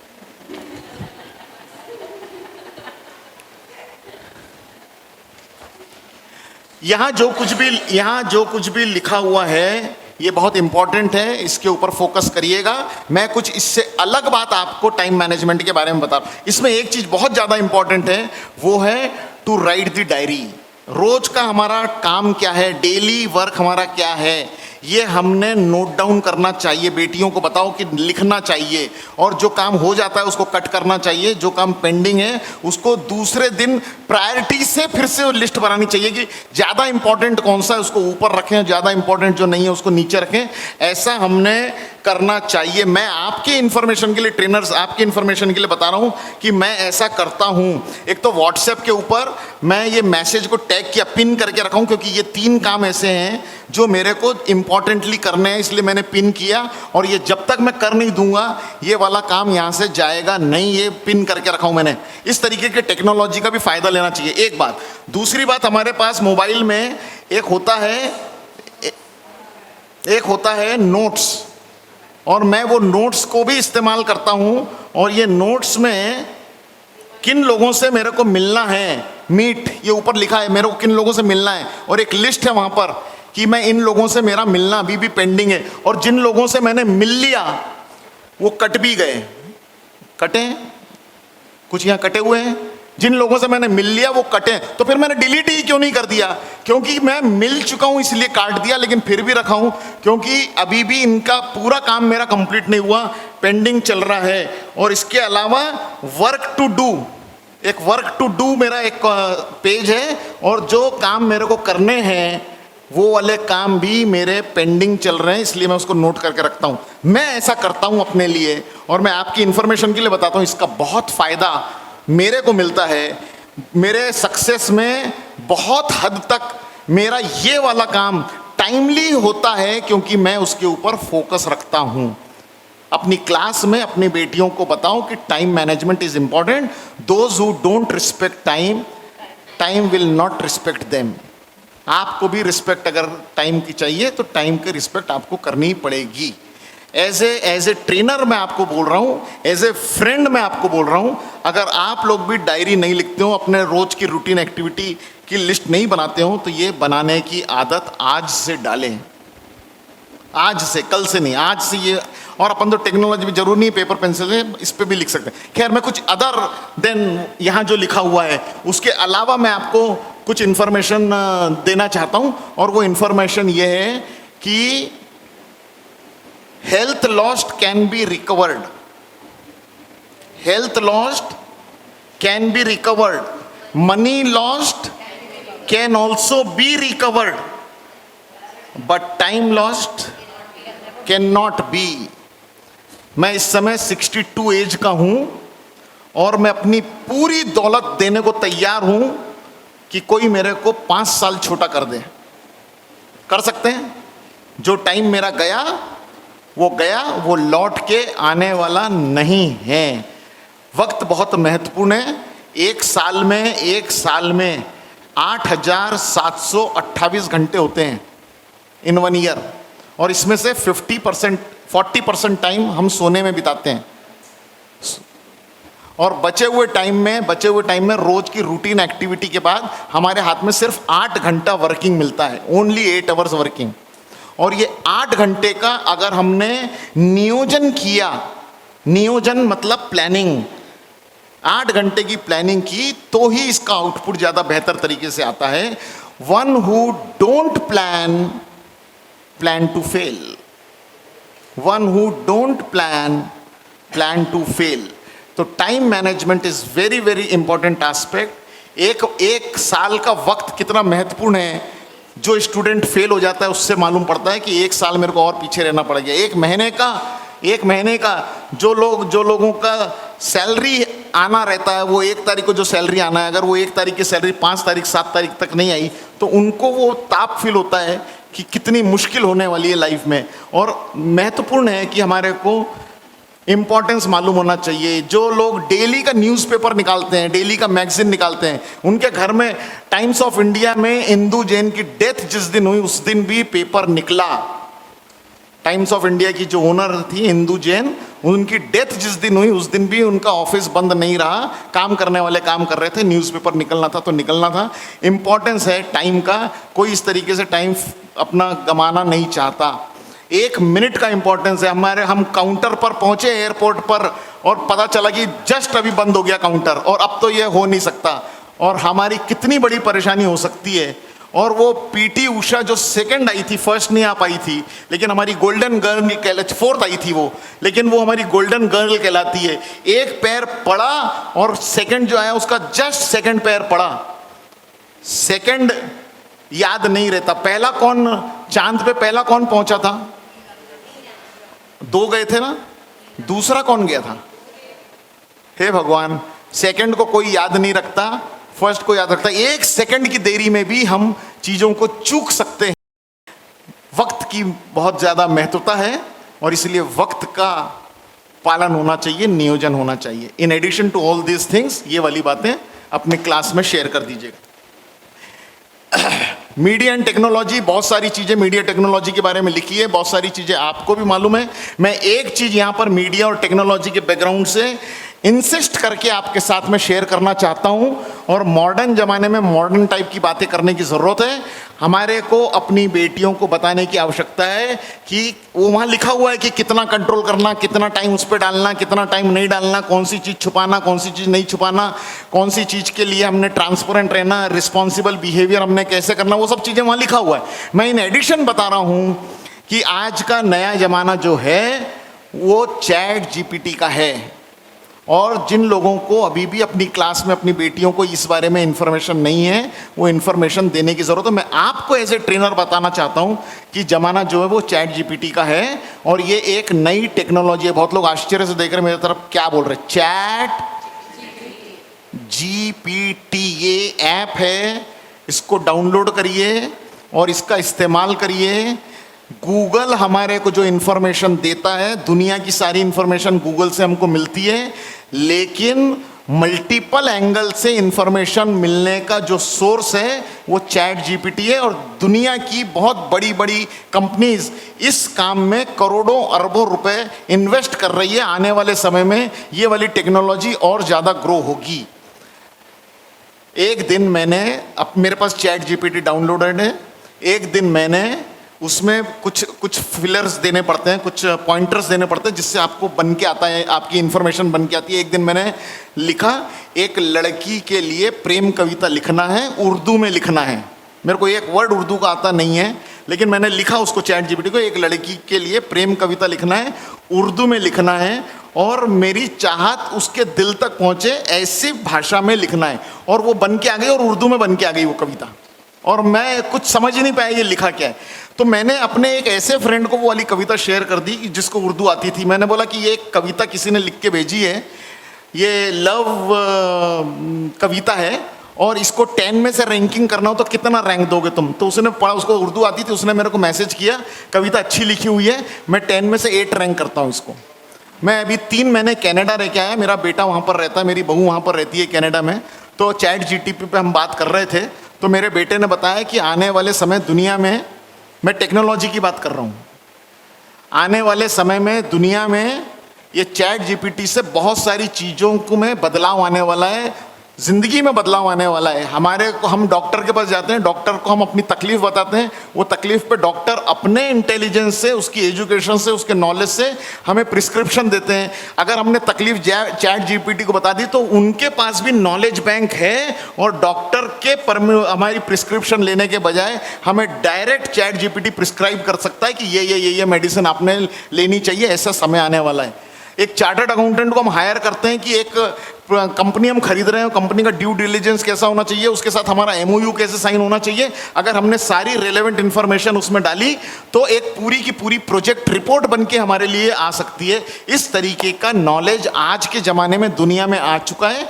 पहली बात मैं अपने ये वाले दोस्तों से बोलना चाह रहा हूं कि अगर हमको नहीं मालूम होगा ये नॉलेज तो हम समझें, हम सीखें, हम इसका हिस्सा बने और अपने क्लास की बेटियों तक भी ये वाला नॉलेज शेयर करने के लिए हम तय कर लें टेक्नोलॉजी का उपयोग, तो उन तक भी पहुंचाएं। फ्लॉ क्या क्या होते हैं इसमें, कैसे इसका पासवर्ड रखना चाहिए, कैसे हम ओवरबोर्ड जाते हैं, कैसे हमारे हाथ में जो चीज़ें हमको नहीं चाहिए वो भी हमारे को आती है, कैसे सोशल मीडिया पे टाइम वेस्ट होता है, कैसे हम कोई चीज़ कोई रील देखना चाहते हैं और 2 3 4 रील को ऊपर सरकाया तो कैसे अनवांटेड रील पॉपअप हो जाती है वहाँ पर, और कैसे उससे हमने बचना चाहिए, अपने ऊपर अपने मन के ऊपर कैसे कंट्रोल रखना चाहिए। ये मीडिया और टेक्नोलॉजी के लिए बहुत सारी चीज़ें हमारे पास ऑलरेडी हमें मालूम भी है, यहाँ पर भी लिखा हुआ है। एक चीज़ और ऐड करके हम बोल सकते हैं कि मीडिया और टेक्नोलॉजी, इसका बेहतर इस्तेमाल जो लोग करते हैं वो ग्रोथ करते हैं। मीडिया और टेक्नोलॉजी ये एक शस्त्र है, ये एक शस्त्र है। अगर डॉक्टर के हाथ चाकू लग गया तो किसी की जान बच सकती है, और नासमझ के हाथ ये चाकू लग गया तो किसी की जान जा सकती है। आपको कौन से सेक्शन में रहना है ये आप तय कर सकते हैं। मीडिया कोई आज के ज़माने में आपके ऊपर कंट्रोल करने वाला है नहीं। अगर आप कोई चीज़ छुपाना चाहते हो तो आप अच्छे से छुपा सकते हो, लेकिन किससे छुपाओगे? अपने आप से कैसे छुपा सकते हो कोई चीज़? एंड गलत तो गलत ही है मेरी बेटियों, गलत तो गलत ही है। अगर आप इंटेलिजेंट हैं, समझदार हैं, तो मीडिया टेक्नोलॉजी का बेहतर इस्तेमाल करिए। इससे बढ़िया टूल डेवलपमेंट के लिए दूसरा नहीं है। और टाइम खराब करना हो तो इससे बेहतर टूल टाइम खराब करने के लिए दूसरा नहीं है।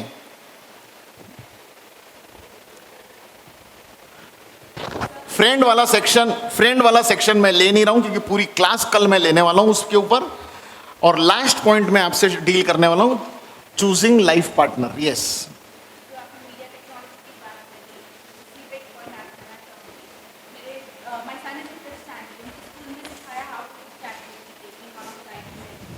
सो the moment come back home, उसने अपना आपके लिए एग्जाम का क्वेश्चन निकाला, चैट जीपीटी में एंटर किया, hi can you please make a time table and give me which day I can finish so many subjects, so I am prepared for my exam. And in tabular format, because they were clear instructions they gave. So ChatGPT ने बताया था, उसको लिखा है कि you come back to school by 4 o'clock. After 4 o'clock, 1 hour to study this chapter, you finish this. Within 4 days, you complete science, 3 days of social. ऐसे केवल detail में information मिलती है। And इतना खुश हुआ, naturally is following it. Yes. कौन सी class में? 5th स्टैंडर्ड का बच्चा चैट जीपीटी यूज कर रहा है। हम में से बहुत लोगों को मालूम नहीं है, तो हमें पहले अपडेट होने की जरूरत है। आपके सामने जो बैच होगी बेटियों की, अगर उनको ये सब मालूम होगा तो अपने आप को रिस्ट्रिक्ट करो ये सब बातें उनके सामने शेयर करने से, क्योंकि आपसे ज़्यादा उनको मालूम है। लेकिन कहीं पर अगर हम किसी ऐसे रूरल सेक्शन में चले गए जहाँ इसकी जानकारी लोगों को नहीं है, वहाँ ज़रूर जाकर ये वाली बात करें। जिनको नहीं मालूम है उन तक ये बातें पहुँचाना हमारा काम है, क्योंकि आज के ज़माने में decision making, choices and decision making के लिए टेक्नोलॉजी बहुत बड़ा सहारा बन रही है। Yes please. नहीं, मैं ट्रेन में बैठ के जब यहाँ आ रहा था, बैंगलोर से निकला, मैसूर आ रहा था, मैं मेरा चैट जीपीटी इस्तेमाल कर रहा था। इस समय भी मैं आपको बता सकता हूँ, मेरे चैट जीपीटी को मैंने बोला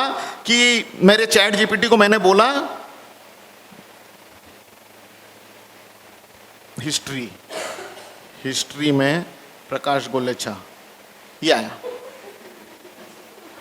ये मेरे चैट जीपीटी को मैंने ट्रेन में आते आते बोला कि मैं वर्कशॉप करने के लिए आया था, प्रकाश गोलछा ने मुझे बुलाया था और उन्होंने बहुत अच्छी तरीके से वर्कशॉप हैंडल करी, बहुत अच्छी तरीके से ऑर्गेनाइज करी। एक थैंक्स मैसेज उनके लिए देना है मेरे को।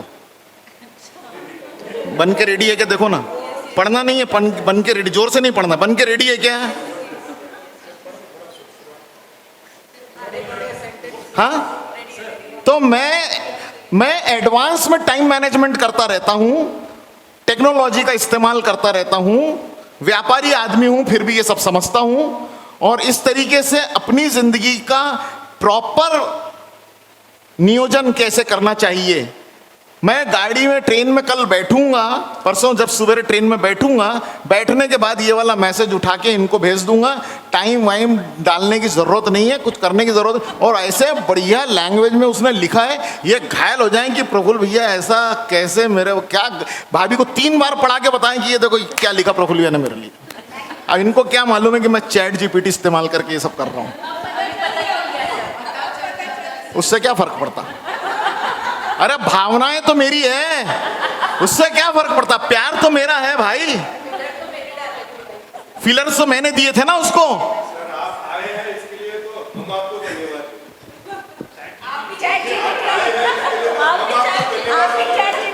हेलो हेलो हेलो, मैं आपकी बात लेता हूं।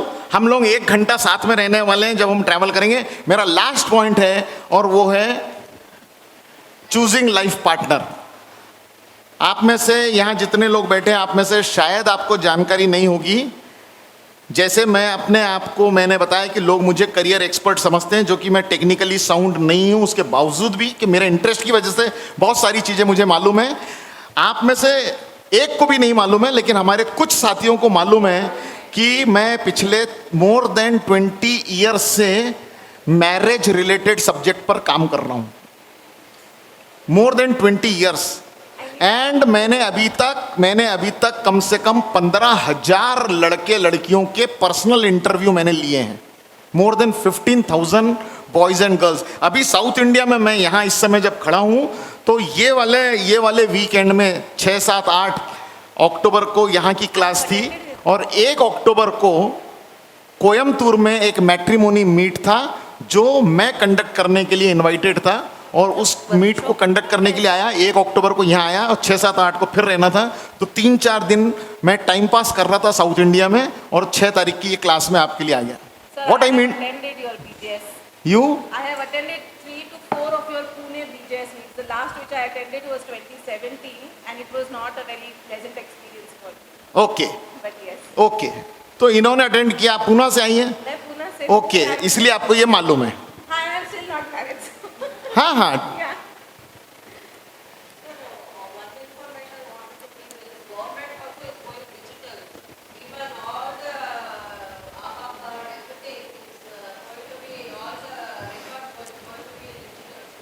या सभी लोग डिजिटल हो रहे हैं अब तो, एवरीवेयर डिजिटल हो रहे हैं। खैर, मैं मैरिज के रिलेटेड में अपनी बेटियों से बात कर रहा हूं, और चूजिंग द लाइफ पार्टनर, मैं अपनी बेटियों से कहना चाहता हूं, choosing life partner is a very very very very important aspect of the life.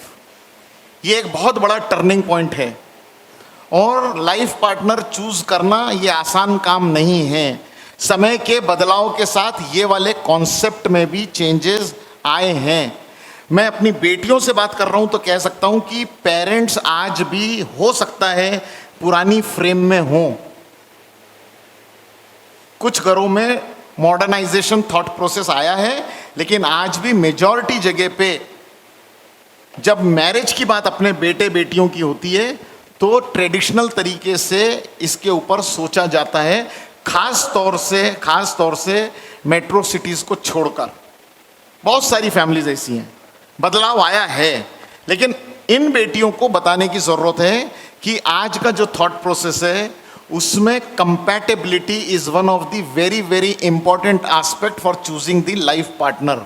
और जो काम कंपैटिबिलिटी चेक करके लाइफ पार्टनर आइडेंटिफाई करें, लाइफ पार्टनर सिलेक्ट करें, ये वाला काम अगर कोई कर सकता है तो कैंडिडेट खुद कर सकता है। ये काम पेरेंट्स के बस की बात नहीं है।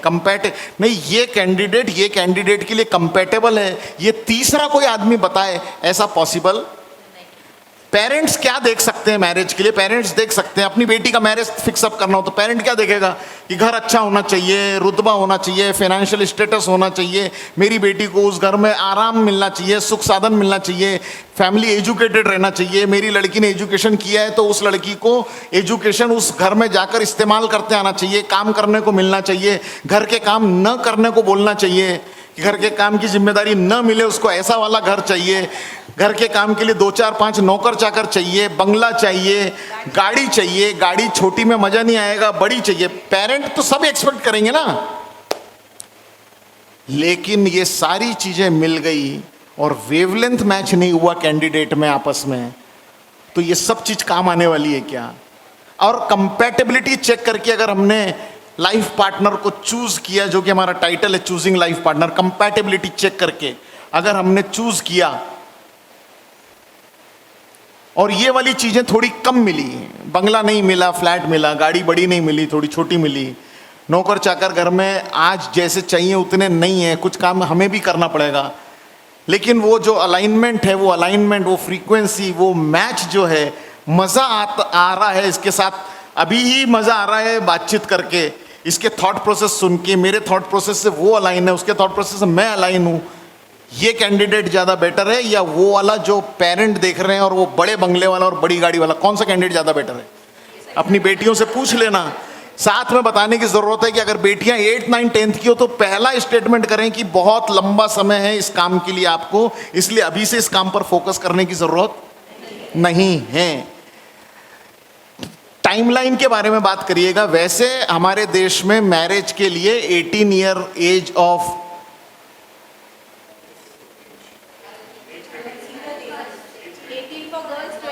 18 for girls and 21 for boys, ये ऑफिशियल एज है, लीगल एज है फॉर द मैरिज।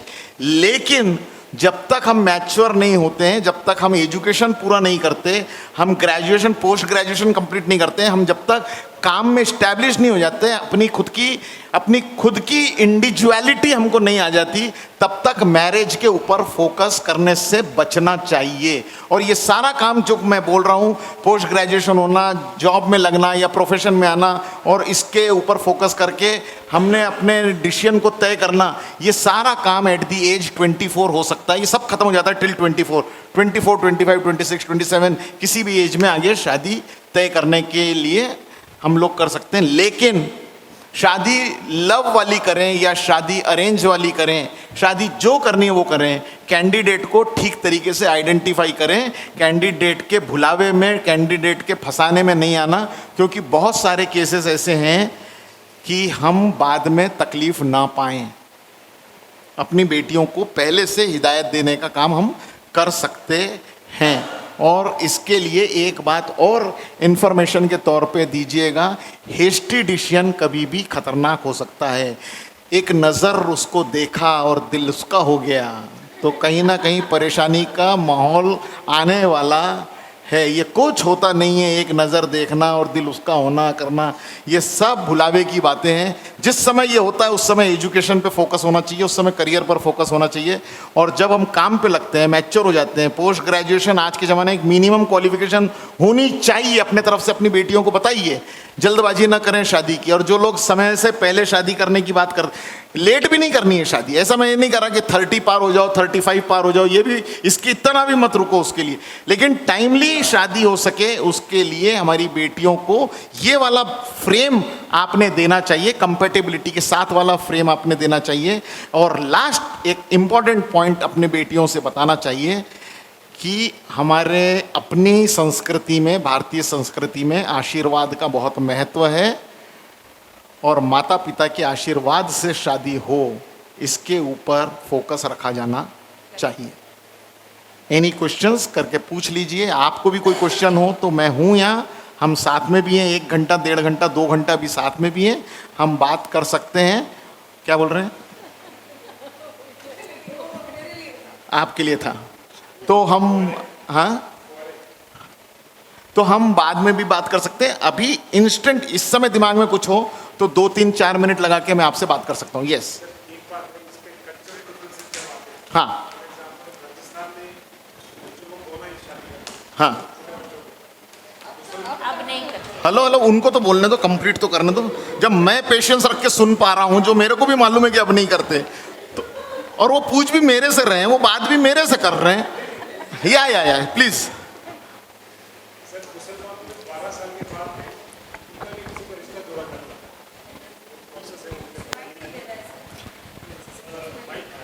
हाँ हाँ बोलिए बोलिए बोलिए बोलिए, थोड़ा जोर से बोलिए।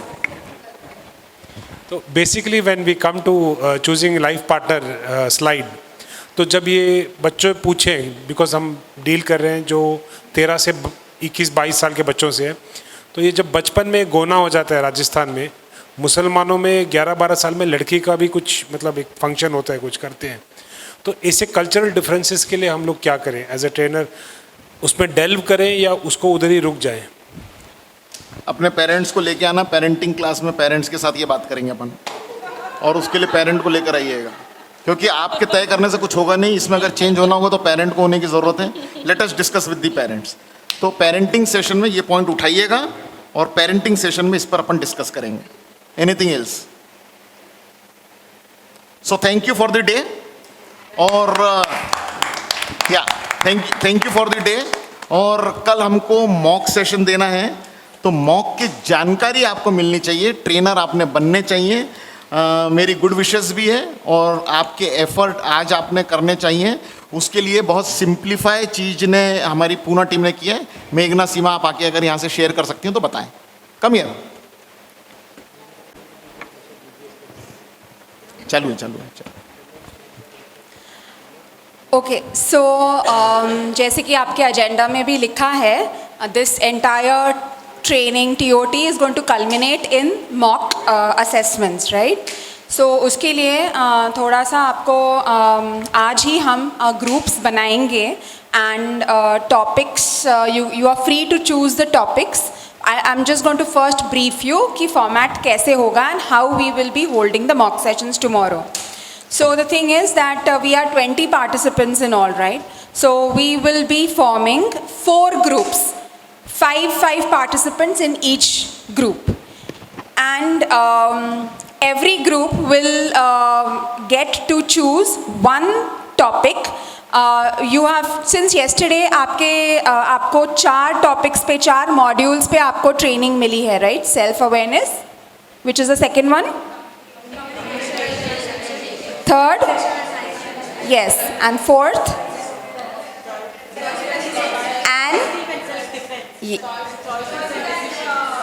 right, and also there is one more, introduction to the program, right? That is also a very important So you are going to be 4 groups, and you have to decide amongst yourselves which group will choose which of the 4 topics.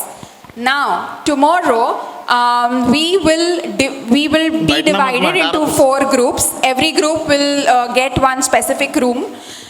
Once you are in your respective small group, every single member of that group gets 10 minutes to present to their group on that particular topic.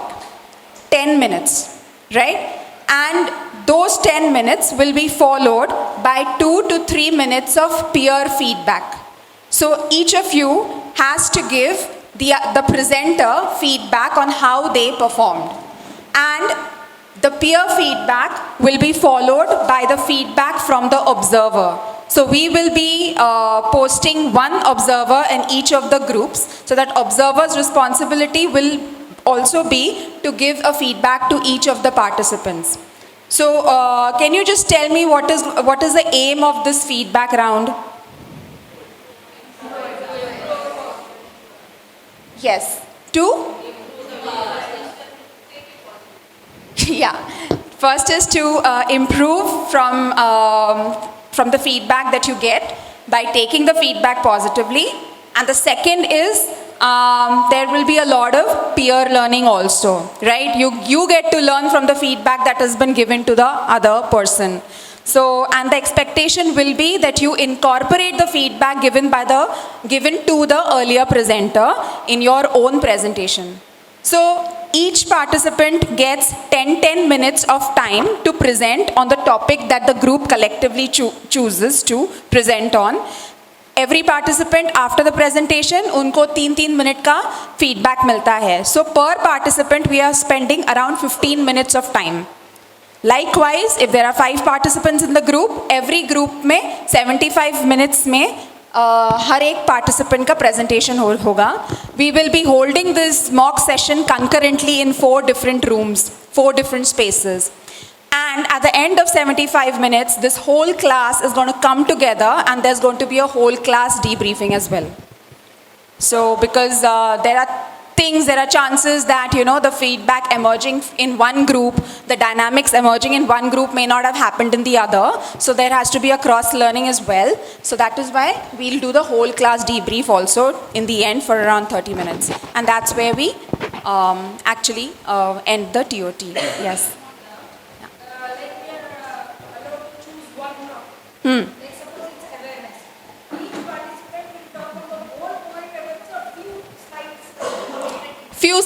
So you will not be having a projector and anything with you. You will be having your trainer manual. Every person will have access to the slides. So what you can do is amongst your group, suppose if this group is presenting on self-awareness, you can divide the slides amongst yourselves and then you can go sequentially. You can do that. If you want, you can choose, if you want to repeat, any person wants to repeat a slide or a couple of slides, they are free to do that. Basically, what we are going to see is कि और आपको थोड़ा prep time आज का भी मिलेगा, आज whatever little time you get, and we'll try to give them 1 hour of prep time tomorrow as well, so that you can prepare. So what we're trying to see is कि आपको उस particular topic पे आपने जो भी grasp किया है, आपका content how well. Basically, our expectation is not कि आपको तुरंत ये 2-3 दिन में वो content पे इतना hold होगा. So that's not the idea of the mock session. More of it will be in terms of, अगर आपको पता है क्या objective से आप वो deliver कर रहे हैं, and whether your 10 minutes that you're presenting upon, you're aligned to the objective. So you have the objective and the outcome clear in your mind कि what you're going to deliver in the next 10 minutes, and whatever you deliver has to be aligned to the outcome, objective. We're going to see your presentations, communication skills. We're also basically going to see your facilitation skills, because everybody else has to pose as participants. The questions also that you will be asking, suppose if you're asking questions, will be as a girl, not as a parent or something like that. We're going to see how the particular presenter, the candidate, is facilitating the entire question answer session. You don't have to conduct any activity or something tomorrow. So that is not the expectation, but whatever Q&A suppose is happening within the group, how as a trainer you are facilitating that. So that is broadly some of the aspects that we will be looking at. And this is going to be a very, very critical part of your certification process. So you will be, every participant will be assessed, there will be a scoring. Based on the scoring that you get in the mock test, the system decides how many workshops later on you have to observe of an existing seasoned trainer, followed by how many workshops you have to conduct as a co-trainer. And when you conduct the workshops as a co-trainer, you will be observed by certain observers that are there in our network today, and then you will be given your final rating.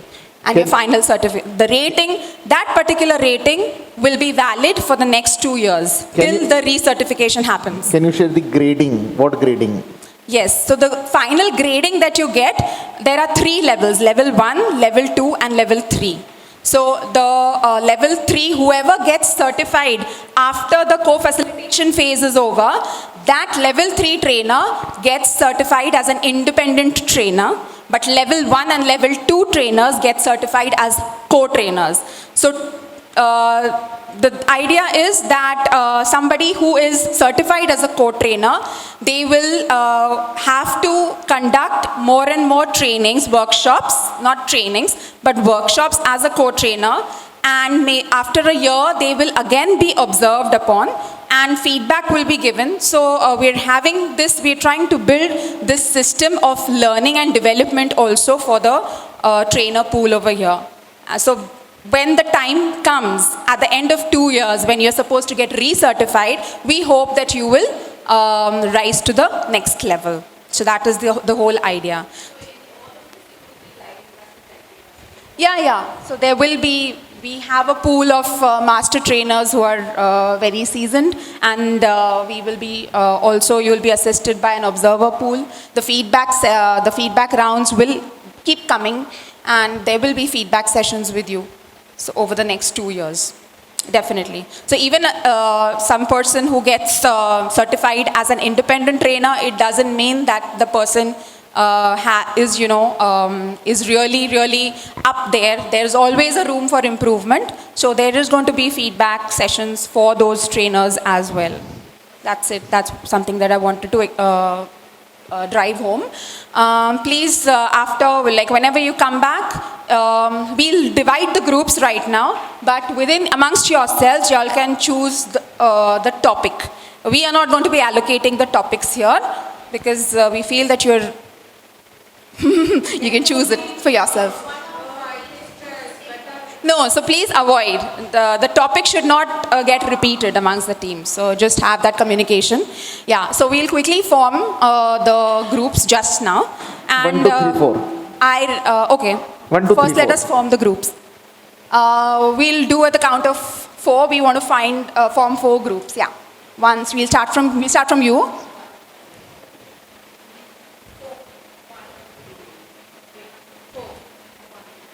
Hey, Meghna.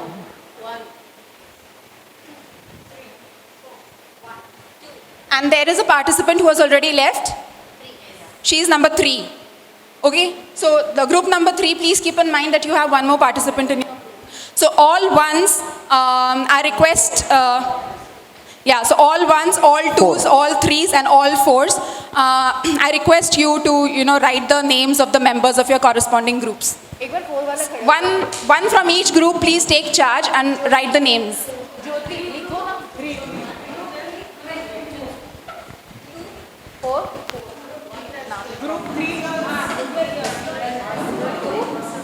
हाँ, आप बोल दो.